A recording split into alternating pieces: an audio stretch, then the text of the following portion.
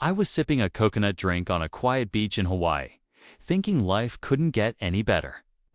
The ocean breeze, warm sun, and complete peace. And I checked my phone. There were over a dozen missed calls, emails from a real estate agent I didn't recognize, and a message from my neighbor that stopped my heart cold. "They're moving stuff off your ranch. Some lady from the HOA said it's been sold." Wait, what? My ranch, the one I'd worked years to build, the one passed down from my grandfather. How could that be possible? I hadn't listed it, hadn't even thought about selling. And who gave anyone permission? Turns out, a woman from the HOA's just call her Karen had taken matters into her own hands while I was thousands of miles away. She told everyone I'd abandoned the place, forged documents, and somehow managed to list my property and finalize a sale behind my back. And the craziest part, the new buyers had already started clearing out my equipment. I couldn't believe what I was hearing. One moment I was relaxing in paradise, and the next, my entire life was being ripped out from under me. I jumped on the first flight home. But what I found when I got back was even worse than I imagined. The gate was chained. My truck was missing. And Karen? She was still strutting around the neighborhood like she owned everything. But justice was catching up fast. How did one HOA lady nearly steal an entire ranch and get away with a tat leased for a while? And what led to her shocking arrest for real estate fraud right in front of the whole neighborhood? You won't believe how deep this went, and how far she was willing to go. Stick around, this is just the beginning. The moment I stepped foot back on the property, I barely recognized it. My ranch sign was gone. The horses were missing from the stables. And there were two strangers hauling boxes out of my barn like they owned the place. I demanded to know who they were, and they looked just as confused as I was. One of them said, "We bought this property last week. The HOA lady handled everything." My blood ran cold. That's when I knew something serious had gone down. Back in the neighborhood, everyone was whispering. Some avoided eye contact. A few looked downright scared. I learned that Karen, the HOA board president, had been acting shady for months. She'd taken over after the previous president moved away and had started tightening her grip on the whole community. Petty fines, unauthorized changes to rules, threats of foreclosure all sounded bad, but nobody thought it would go this far. Apparently, she claimed I was behind on dues, hadn't responded to notices, and that the ranch had become an eyesore due to my absence. All lies. My place was in good shape, and I'd even hired someone to check on it weekly. I tried calling the county office, my real estate contacts, anyone who could explain how this transaction happened without my knowledge. And what I found was unbelievable. A forged power of attorney document had been filed. My signature had been copied poorly. I might add someone had actually transferred the title. It was clearly fraud, but proving it was going to be another story. Meanwhile, Karen was still playing queen of the neighborhood, acting like she'd done everyone a favor by reclaiming the land. But she wasn't ready for what was coming next. I had evidence. I had witnesses. And most importantly, I was done being silent. The web she spun was about to start unraveling. I started digging deeper, and what I uncovered made everything worse. Turns out, Karen had a pattern. She'd already tried similar stunts with two other properties in the neighborhood, an elderly couple's home that had been sitting vacant during renovations, and a rental property whose owner lived out of state. Both times, she claimed the homes were neglected, slapped them with fake liens through the HOA, and pressured buyers into quick sales. But nobody had pushed back until now. My case was different. I had resources. I had a paper trail. And I wasn't going anywhere. Still, things didn't move fast. The sheriff's department said they needed time to investigate. The buyers, who were also victims in their own way, refused to leave until they got clarity from their attorney. Meanwhile, I had no access to my own ranch. Karen acted like she was untouchable, even hosting an HOA barbecue on my front lawn like it was all hers. Neighbors were divided, some were furious. Others were scared to speak up. But a few started coming forward quietly. One woman, Jen, told me she had overheard Karen on the phone talking about flipping my property before the end of the quarter. Another neighbor admitted she was told by Karen that I had abandoned the land permanently. I called a local real estate lawyer, and he was shocked when he reviewed the documents. These signatures don't match. This sale's not just illegal, it's criminal.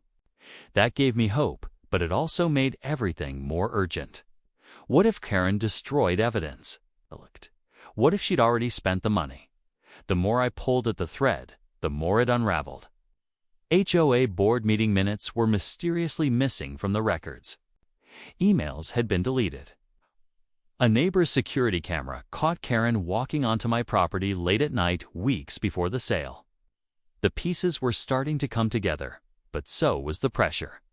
Something was clearly boiling beneath the surface and it was about to explode. Every day felt like a countdown. I was locked out of my own land, watching strangers live on it while the woman responsible threw smug glances at me from across the street. The lawyer filed an emergency motion to freeze the transaction, but even that took time. And Karen knew it. She doubled down, sent out HOA newsletters bragging about revitalizing abandoned spaces, and hinted that more properties might be reclaimed soon. The nerve of it, the tension in the neighborhood, kept growing. Some people started putting up cameras. Others began attending HOA meetings just to record them. One neighbor told me Karen had installed herself as treasurer and secretary. 2, so she had complete control of the books and records. When someone asked to see the budget, she said it was under review and dismissed them on the spot. It wasn't just my ranch, this was a full-blown power grab. Then came the night Jen called me, whispering on the phone, "You need to come over." Now, I rushed over, heart pounding. She pulled up her security footage from earlier that evening. Karen had returned to my ranch, this time in gloves and carrying a box. She went straight to the barn and stayed there for nearly 20 minutes. Whatever she was doing, she didn't want anyone to see. The next morning, when I managed to peek through the window of the barn, the place looked different. Papers missing, tools gone.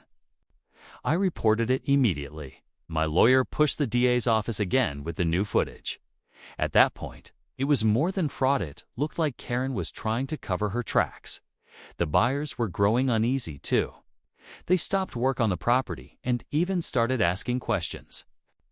Things were unraveling fast, and Karen could feel it. But instead of backing down, she showed up at the next HOA meeting like nothing was wrong, standing at the podium with that same smug smile. I sat in the front row, clutching the evidence folder and waiting because I knew something big was coming. The room was packed tighter than ever for that HOA meeting. Whispers bounced off the walls as neighbors eyed Karen and then glanced toward me. Everyone could sense something was about to happen. But before I could even stand to speak, someone beat me to it. Mr. Delgado, the quiet, retired Marine who lived at the edge of the neighborhood. He rarely showed up to meetings, but tonight he walked straight to the mic with a folder in his hand and said, "I've got something the board needs to hear." He explained that months ago, Karen had approached him with an offer to take care of his property while he was away visiting his daughter. At first, he thought it was a favor. But when he returned, he noticed mail was missing, locks had been changed, and his garage had a new keypad. He didn't think much of it until he heard what happened to my ranch. That's when he hired a tech friend to check his surveillance system, and what they found floored everyone. Karen had used a master key, entered his home multiple times, and even taken photos of personal documents.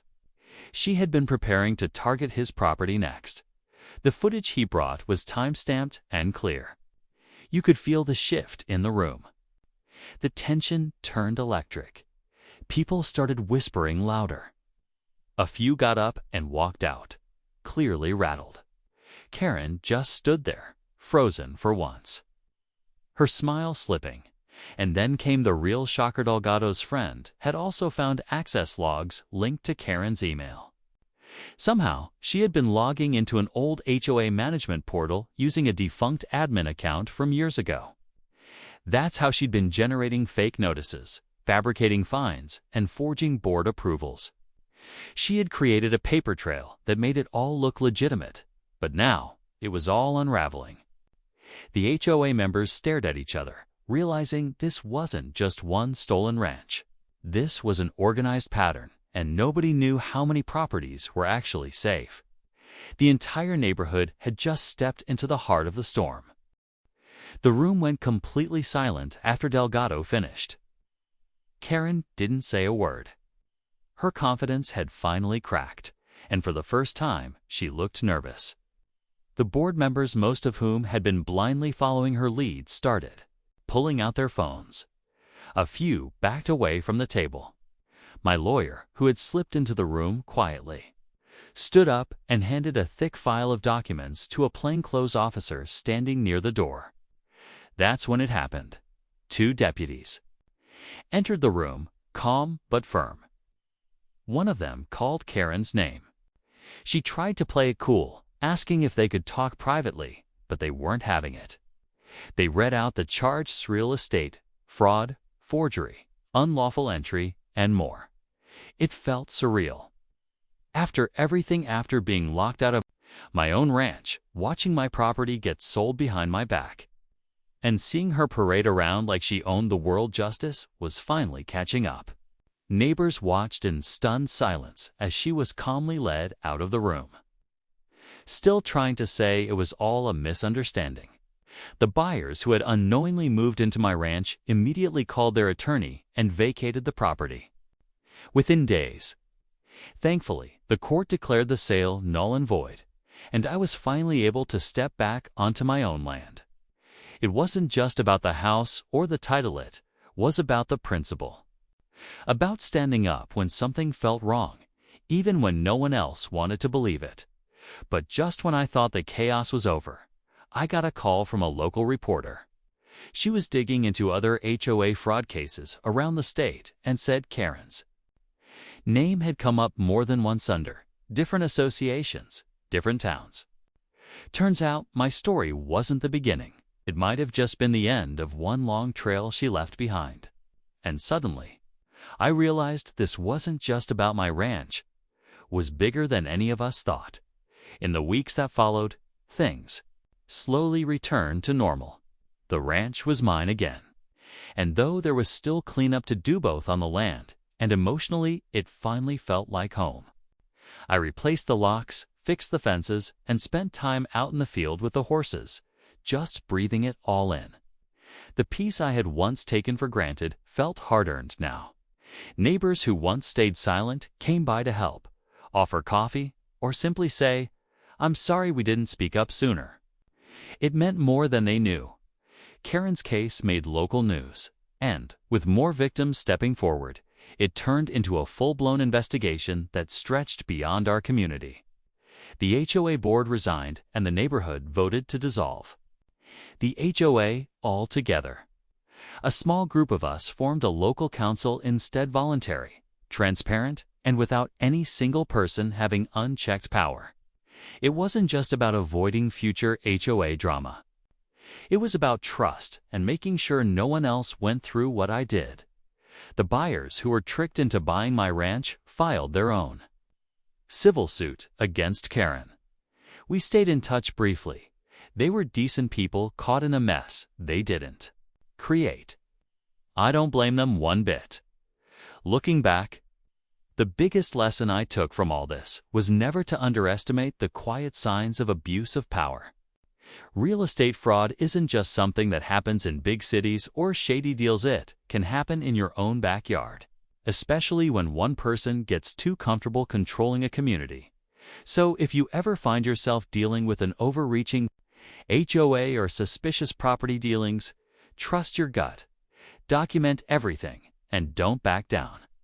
My ranch nearly vanished overnight, but standing up for it helped me get it back, and helped protect others too.